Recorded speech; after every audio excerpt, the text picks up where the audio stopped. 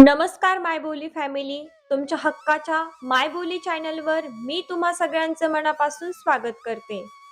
सिंह राशीच्या जातकांनो, आज व्हिडिओच्या सुरुवातीलाच तुम्हाला एक खूप मनाला भिडणारा प्रश्न विचारते. कधी कधी तुम्हाला असं वाटतं का हो की तुमच्यात क्षमता प्रचंड आहे, तुम्ही प्रामाणिकपणे मेहनत करताय, कोणाचंही वाईट चिंतित नाही, तरी सुद्धा नशिबाची साथ मिळायला खूप उशीर होतोय. इतर लोक कमी कष्टात पुढे निघून जातात आणि तुम्हाला मात्र प्रत्येक गोष्टीसाठी झगडावं लागतंय.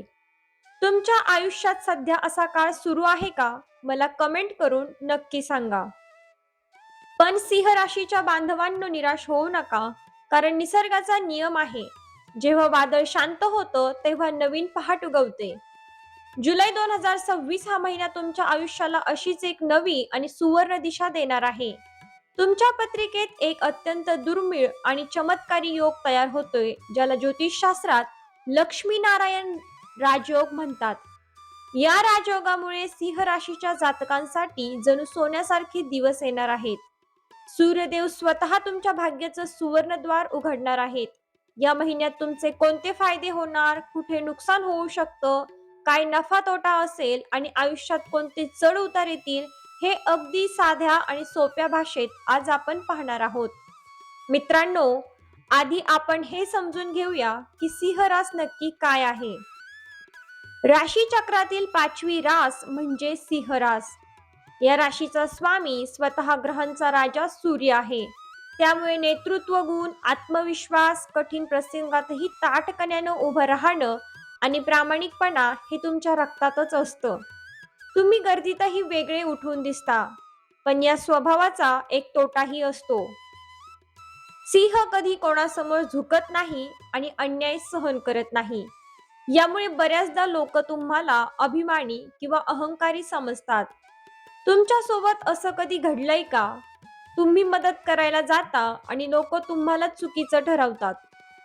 हे यामुळे होतं कारण तुमचा राशी स्वामी सूर्य आहे, ज्याच्यात तेज आहे आणि उष्णताही आहे. आता या सूर्याची कृपा जुलै महिन्यात तुमच्यावर कशी बरसणार, आज आपण ते पाहूया. या महिन्यात ग्रहांची जी मांडणी झाली आहे ती सिंह राशीसाठी अत्यंत उत्कृष्ट आहे. मित्रांनो, पहिलं म्हणजे तुमचा राशी स्वामी सूर्यदेव. महिन्याच्या सुरुवातीला तुमच्या लाभस्थानात म्हणजे 11व्या घरात बसले आहेत. लाभस्थान म्हणजेच इच्छापूर्तीचं घर. दुसरी गोष्ट म्हणजे राजयोग कारक मंगळदेव तुमच्या दशम स्थानात म्हणजेच कर्म आणि करिअरच्या घरात विराजमान आहेत. जेव्हा भाग्येश मंगळ कर्मस्थानात येतो तेव्हा तो अतिशय शक्तिशाली असा लक्ष्मीनारायण राजयोग निर्माण करतो. आणि तिसरी गोष्ट म्हणजे शुक्रदेव आणि बुधदेव, हे देखील तुमच्या राशीला आणि धनस्थानाला बळ देत आहेत. थोडक्यात सांगायचं तर इतके दिवस जे ग्रह तुमच्या विरोधात चालले होते ते आता तुमच्या बाजूने उभे राहिले आहेत. आता याचे तुमच्या प्रत्यक्ष आयुष्यावर काय फायदे आणि तोटे होतील ते आपण आज सविस्तर पाहूया. मित्रांनो, सर्वात आधी बोलूया आपल्या पोटापाण्याचा विषय म्हणजेच करिअर आणि व्यवसायाबद्दल. इथे तुम्हाला प्रचंड नफा आणि फायदा मिळण्याचे संकेत आहेत. दशम स्थानातील मंगळ तुमच्यात एक वेगळीच ऊर्जा निर्माण करेल. मित्रांनो, नंबर 1, नोकरी करणाऱ्यांसाठी फायदे.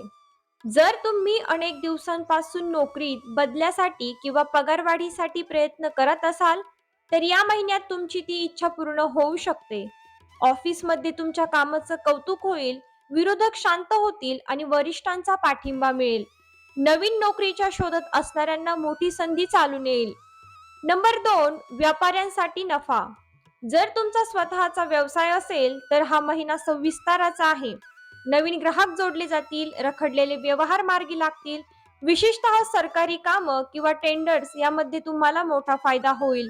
पण एक तोटा आणि सावधानता. 7 जुलै रोजी धनेश बुध वक्री होत आहे. याचा अर्थ काय? व्यवसायात पैसे येतील, पण घाईघाईत घेतलेला एखादा निर्णय किंवा कोणावरही ठेवलेला आंधळा विश्वास तुम्हाला आर्थिक फटका देऊ शकतो. भागीदारीत म्हणजेच पार्टनरशिप व्यवसाय करत असाल तर भागीदारासोबत पारदर्शकता ठेवा.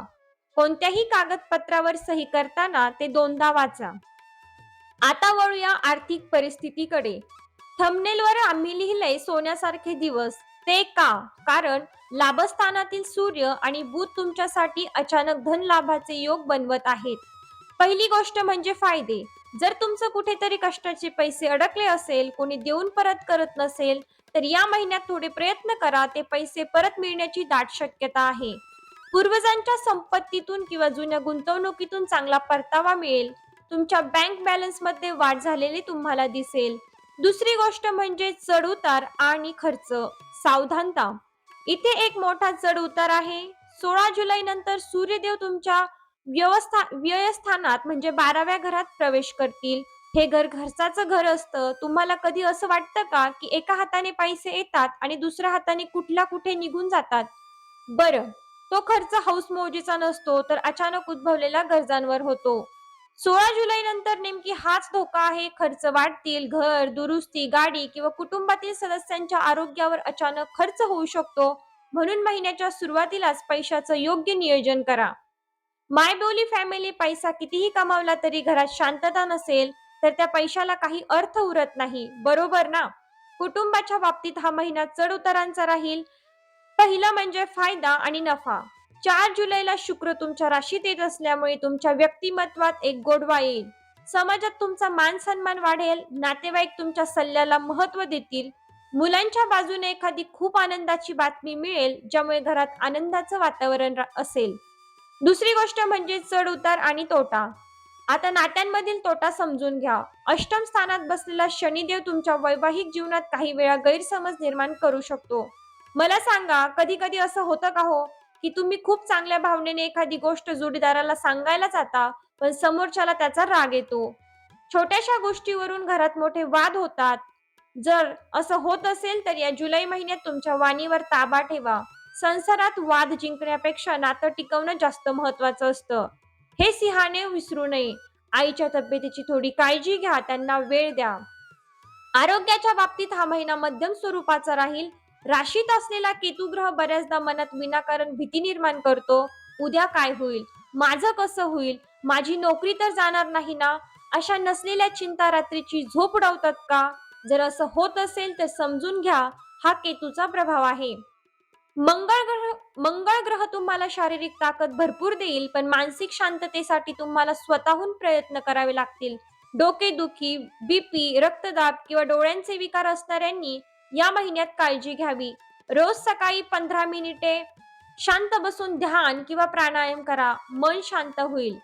आता पाहूया या महिन्याचा लाभ घेण्यासाठी आणि तोटे कमी करण्यासाठी मायबोली चॅनलचे विशेष आणि सोपे उपाय. नंबर 1, सूर्यनारायणाची सेवा. तुम्ही सिंह राशीचे आहात, त्यामुळे रोज सकाळी तांब्यात पाणी घेऊन त्यात थोडी अक्षता आणि लाल फुलं टाकून सूर्याला अर्घ्य द्या आणि ओम घृणी सूर्याय नमः या मंत्राचा जमेल तितका जप करा. दुसरी गोष्ट म्हणजे हनुमान चालीसा. दर मंगळवारी आणि शनिवारी हनुमान चालीसाचे पठण करा. यामुळे केतूची भीती आणि शनीचे अडथळे दूर होतील. तिसरी गोष्ट म्हणजे दान. या महिन्यात गरीब किंवा गरजू व्यक्तीला गूळ, गहू किंवा तांब्याचं भांड दान करा. या दानामुळे ग्रहांचे दोष कमी होतात. तुमच्यासाठी शुभ दिवस असेल 9 तारीख, 17 तारीख आणि 27 जुलै. हे दिवस तुमच्यासाठी खूप नशिबाचे आहेत. कोणतीही नवीन सुरुवात करायची असेल तर या तारखांना करा. सावध राहण्याचे दिवस आहेत 7 तारीख आणि 15 जुलै या दिवशी. महत्त्वाचे निर्णय टाळा आणि कोणाशीही वाद घालू नका. तर मायबोली फॅमिली, सिंह राशीच्या जातकांसाठी हा जुलै महिना एक सुवर्ण संधी आहे. राजयोग तुमच्यासाठी भाग्याचे दार नक्की उघडेल, पण लक्षात ठेवा, देव नशीब देतो, पण त्या नशिबाचं सोन्यात रूपांतर करायचं की नाही हे आपल्या कर्मावर अवलंबून असतं. प्रामाणिक राहा, मेहनत करा, यश तुमचंच आहे. तुम्हाला हा व्हिडिओ कसा वाटला? तुमच्या आयुष्यात सध्या काय अडचणी सुरू आहेत? मला कमेंट करून नक्की सांगा. मी प्रत्येक कमेंट वाचते आणि तुमच्या पाठीशी आहे. व्हिडिओ आवडला असेल तर आपल्या मायबोली चॅनलला नक्की लाईक करा. सिंह राशीच्या तुमच्या मित्रांसोबत, नातेवाईकांसोबत हा व्हिडिओ शेअर करा आणि चॅनलला सबस्क्राईब करायला विसरू नका.